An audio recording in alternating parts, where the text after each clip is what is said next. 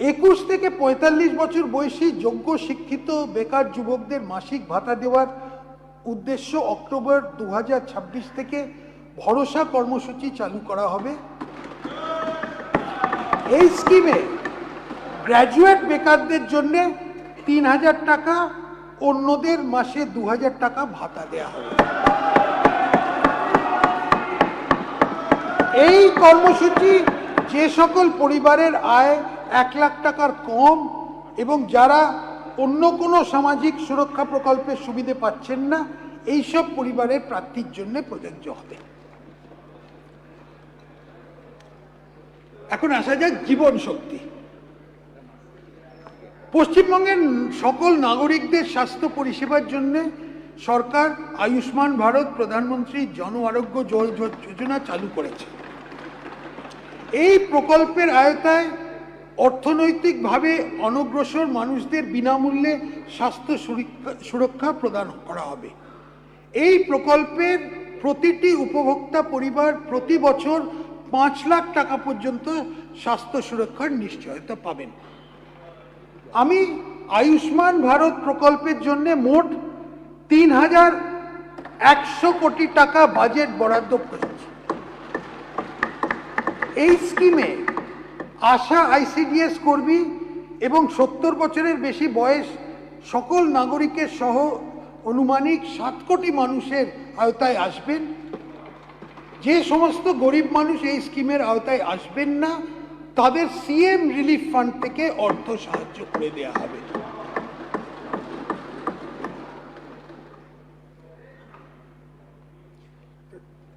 রাজ্য সরকার উত্তরবঙ্গে একটি এইমস হাসপাতাল, সুন্দরবন ও পুরুলিয়া এবং দার্জিলিংয়ে সুপার স্পেশালিটি হসপিটাল এবং উত্তরবঙ্গে একটি বিশিষ্ট ক্যান্সার হাসপাতাল স্থাপন করার উদ্যোগ নেবেন। সিউড়ি সুপার স্পেশালিটি হাসপাতালকে একটি সরকারি মেডিকেল কলেজ ও হাসপাতালে উন্নীত করা হবে। রাজ্য সরকার প্রধানমন্ত্রী ভারতীয় জনঔষধি পরিযোজনা পিএমবিজেপি চালু করার সিদ্ধান্ত নিয়েছে। এই প্রকল্পের মাধ্যমে প্রধানমন্ত্রী জন কেন্দ্রগুলোকে সাধারণ শ্রেণীর ওষুধগুলো সমমানের ব্র্যান্ডেড ওষুধ চেয়ে 50 থেকে 80% কম দামে পাওয়া যায়। Affordable medicines and reliable implants for treatment scheme চালু করা হবে, যার মাধ্যমে জীবনদায়ী ওষুধ ও ডিসপোজেবল সার্জিক্যাল সামগ্রী এবং দামি মেডিকেল ইমপ্লান্ট 50% থেকে 90% পর্যন্ত ছাড় পাওয়া যাবে। আলিপুরদুয়ার, কালিম্পং, দক্ষিণ দিনাজপুর ও পশ্চিম বর্ধমান জেলাতে নতুন মেডিকেল কলেজ স্থাপন করা হবে। এছাড়াও সরকার 13টি রাজ্য সরকারি মেডিকেল কলেজে প্রায় 650টি এমবিবিএস আসন এবং 450টির বেশি পোস্ট গ্র্যাজুয়েট আসন, পিজি আসন বাড়ানোর পরিকল্পনা হাতে নিয়েছে। আমি পশ্চিমবঙ্গ সরকারের অধীনে একটি নতুন আয়ুষ বিভাগ গঠনের ঘোষণা করা হচ্ছে, যেখানে রাজ্যের সদর দপ্তর ও আঞ্চলিক স্বাস্থ্যকেন্দ্রগুলোকে পর্যাপ্ত টেকনিক্যাল ও নন টেকনিক্যাল কর্মী নিযুক্ত থাকবে। মেডিকেল ট্যুরিজম ক্ষেত্রে পশ্চিমবঙ্গ অন্যতম প্রধান আকর্ষণীয় গন্তব্য হয়ে ওঠার বিপুল সম্ভাবনা আছে। অত্যাধুনিক সুপার স্পেশালিটি হসপিটাল গড়ে তোলার জন্য বেসরকারি সংস্থাগুলো, প্রাইভেট অর্গানাইজেশনকে আমন্ত্রণ জানাতে বিশেষ উদ্যোগ নেওয়া হচ্ছে, যেখানে তারা সরকারকে অন্তত 50% বেড সম্পূর্ণ বিনামূল্যে অথবা ভর্তুকিযুক্ত মূল্যে দেবে।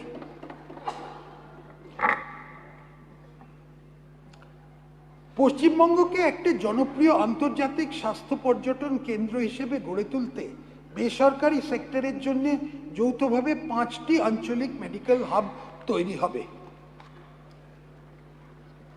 হরিপাল, বামনগোলা, ফারাক্কা, দীঘা, ঝালদা, মানবাজারের বর্তমান হাসপাতালগুলোকে উন্নত করা হবে। গুরুত্বপূর্ণ পর্যটন কেন্দ্রগুলোকে প্রয়োজনীয় চিকিৎসার জন্য দীঘা, দার্জিলিং ও ফারাক্কার ট্রমা সেন্টার স্থাপন করা হবে। মুর্শিদাবাদ জেলায় বিড়ি শ্রমিকদের হাসপাতালটা আধুনিকরণ করা হবে।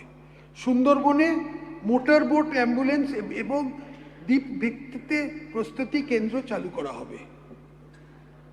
মুম্বাই ও ভেলোর চিকিৎসার জন্য রোগীদের পিপিপি ব্যবস্থাপনায় সুলভে থাকার বন্দোবস্ত করা হবে।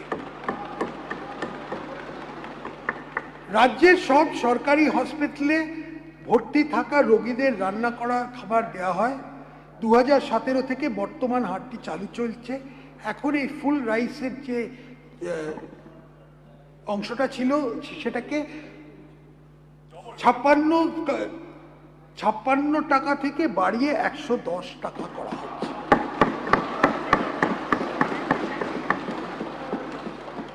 রাজ্যের প্রধান নদীগুলোর জন্য নদী অভিবাহক ভিত্তিক plan, river basin wise plan তৈরি করতে একটা সার্বিক পন্থা গ্রহণ করা হবে, যার মূল লক্ষ্য হবে জলসম্পদ ব্যবস্থাপনার উন্নয়ন এবং নদী ও জলাশয়কে যুক্ত করে নদী বেসিনগুলোর মধ্যে জলের আদান প্রদান ঘটনা।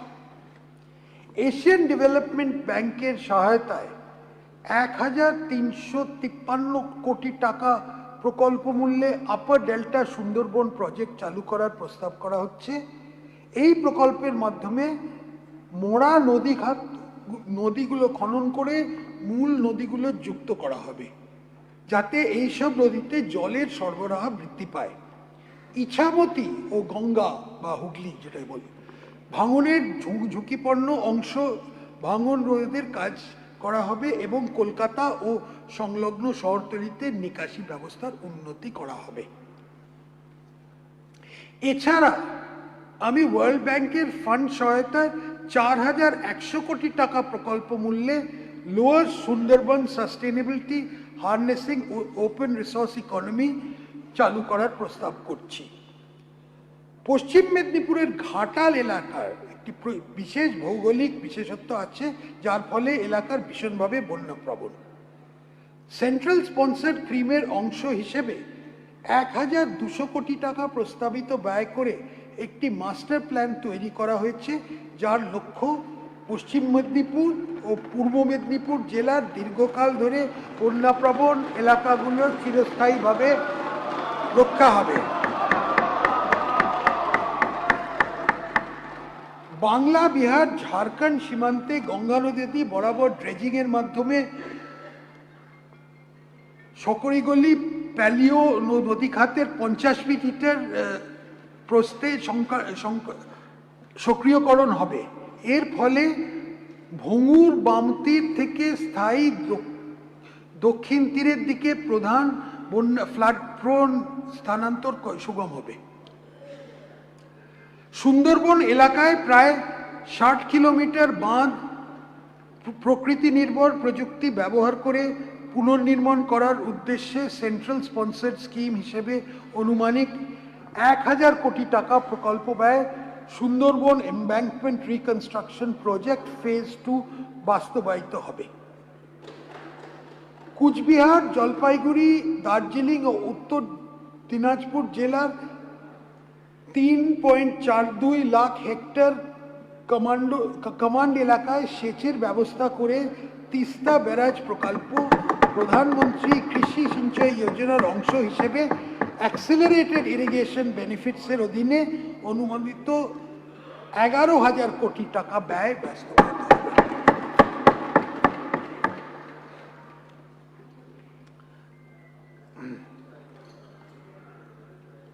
স্থায়ীভাবে চাহিদা ভিত্তিক নিকাশি ব্যবস্থা গড়ে তোলার মাধ্যমে স্থায়ী কৃষি উৎপাদনশীলতা নিশ্চিত করতে আমি 200 কোটি টাকা বরাদ্দের প্রস্তাব করছি। পশ্চিমবঙ্গে ক্ষুদ্র ও প্রান্তিক কৃষক যারা 2 হেক্টর পর্যন্ত চাষযোগ্য জমির মালিক, তাদের স্বার্থে প্রস্তাব করা হচ্ছে যোগ্য কৃষকরা প্রকল্প ব্যয়ের মাত্রা 10% দিয়ে PMKSY PDMC সুবিধে নিতে পারবেন এবং বাকি অর্থ PMKSY PDMC স্কিমে যা প্রকল্পের ব্যয়ের 55% বহন করবে। রাজ্যের শেয়ার ছাড়াও অতিরিক্ত টপ আপ হিসেবে রাজ্য সরকার বহন করবে। এই জন্যে 100 কোটি টাকা বরাদ্দ করা হচ্ছে। দার্জিলিং ও কালিম্পং জেলার ঝর্ণাগুলি উচ্চ খুবই প্রাণধারা স্বরূপ ওই হাইল্যান্ডসের প্রতিরোধমূলক ব্যবস্থা গ্রহণ, পাহাড়ে বন সৃজন ও স্প্রিং শেড ম্যানেজমেন্টের মাধ্যমে ঝর্ণা পুনর্জীবনের জন্য 50 কোটি টাকা বরাদ্দের প্রস্তাব করা হচ্ছে। এর ফলে পানীয় জলের প্রাপ্যতা বাড়বে এবং জল ভিত্তিক জীবিকার সুযোগ বৃদ্ধি পাবে। চাষের খরচ কমাতে ও চাষিদের আয় বাড়াতে সরকারের কৃষি সেচের উদ্দেশ্যে ব্যবহৃত সাবমার্সিবল পাম্প ব্যবহার করতে পারে। ব্যবহৃত বিদ্যুতে প্রতি ইউনিট বিদ্যুৎ খরচের উপর 2 টাকা হিসেবে ভর্তুকি দেবে।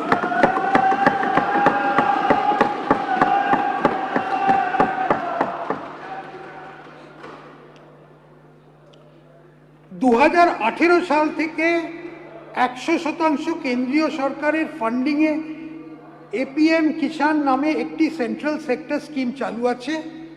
কৃষির জন্য কৃষকদের বাড়তি চাহিদা মেটাতে আমি প্রতি কৃষক পরিবার পিছু বছরে অতিরিক্ত 3000 টাকার আর্থিক সহায়তা ঘোষণা করা হয়েছে।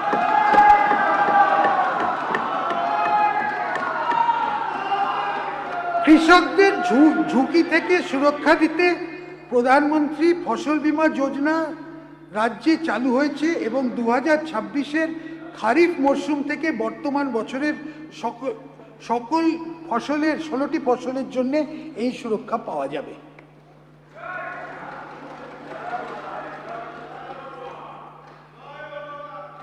জমির রেকর্ডের সঙ্গে চাষের ইতিহাস ও ব্যাংক সংক্রান্ত তথ্য যুক্ত করে যাতে কৃষকেরা সহজেই সরকারি সুবিধে, সাশ্রয়ী ঋণের সুবিধে এবং নিরাপদ ব্যক্তিগত কৃষি পরামর্শ পেতে পারেন, সেজন্য ডিজিটাল ইনফ্রাস্ট্রাকচার ও ফার্মার্স আইডি, সাধারণত যা ভারত সরকারের ডিজিটাল এগ্রিকালচারাল মিশনের নামে পরিচিত, এই রাজ্যে ওটা চালু করা হবে। রাজ্যে ভারতীয় রিজার্ভ ব্যাংকের একযোগে RBI ইউনিফাইড লেন্ডিং ইন্টারফেস সুবিধাযুক্ত ডিজিটাল কিষাণ ক্রেডিট কার্ড ব্যবস্থা পশ্চিমবঙ্গে চালুর প্রস্তাব রাখছি। এই উদ্যোগের ফলে ঋণ অনুমান সমসময়ে 15 দিন থেকে কমে 15 মিনিট হয়ে যাবে। যে অঞ্চলে সারের ব্যবহার খুব বেশি সেখানে প্রাকৃতিক উপায়ে চাষের উৎসাহিত দিতে PM ন্যাশনাল মিশন ও ন্যাশনাল ফার্মিং চালু করা হচ্ছে।